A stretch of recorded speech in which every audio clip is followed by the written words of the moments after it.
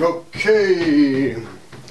Hello there, morons. This is an unedited update on a story I did months ago, May 29th last year, about a British businessman who disappeared in Tokyo. Okay.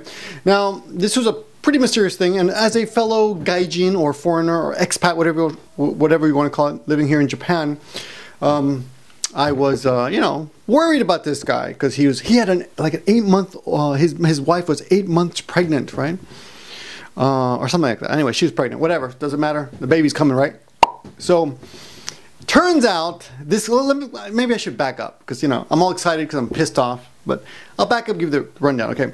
So this very apparently well-connected, well-respected British gentleman was living in Tokyo, and one day he's on the way. He leaves a hotel. He's on his way somewhere else and disappears.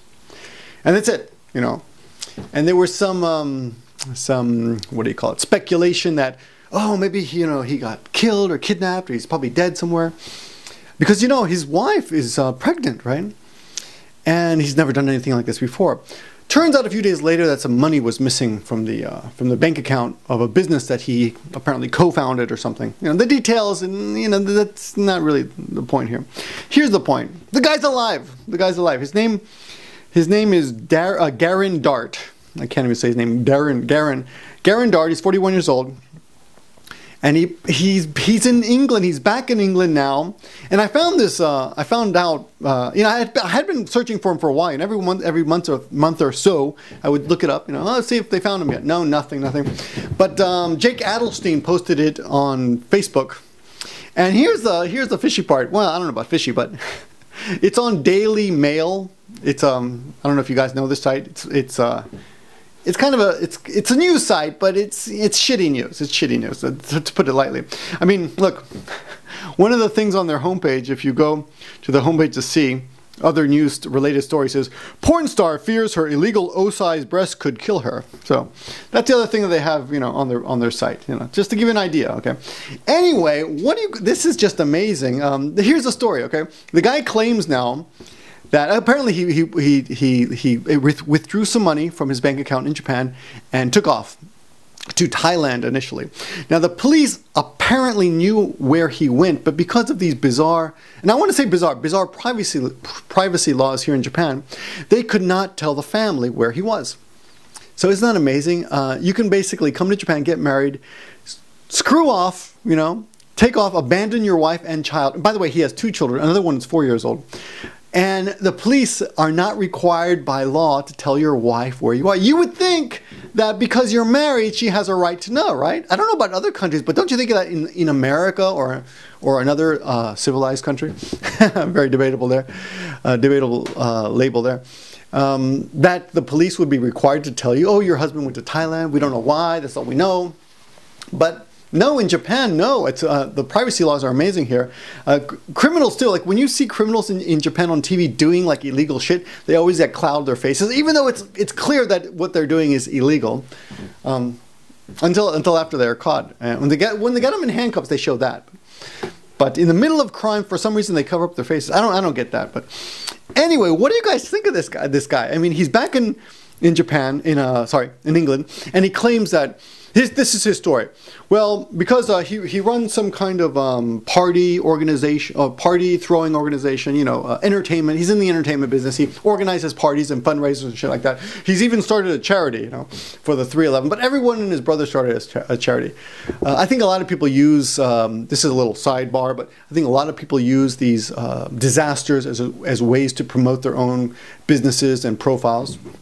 I'm not saying he did that, but now looking back at what he's done now, wouldn't put it past him. I'm talking, of course, about the March 11th tsunami and earthquake tsunami and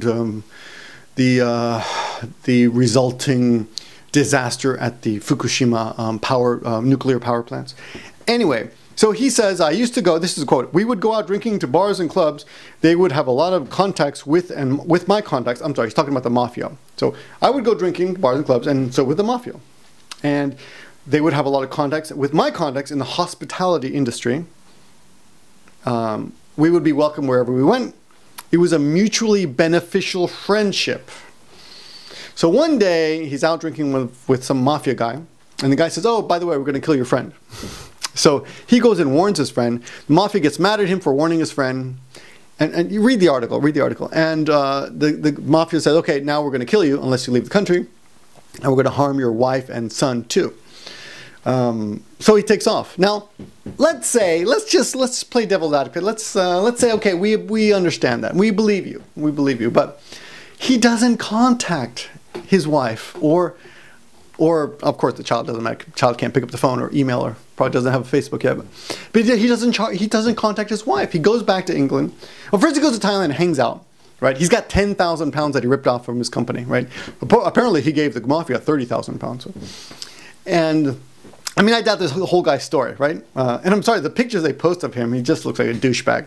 And more importantly, don't judge a man by his cover. I understand that, but more importantly, he's acting like a douchebag. How can you abandon your wife and kid, take off, don't tell him anything? Your wife's pregnant. She's gonna explode anytime. He doesn't say anything. Amazing to me. I mean, and I know this is sexist, but any real man wouldn't do that. You would send some kind of message to her in some way through a friend, right?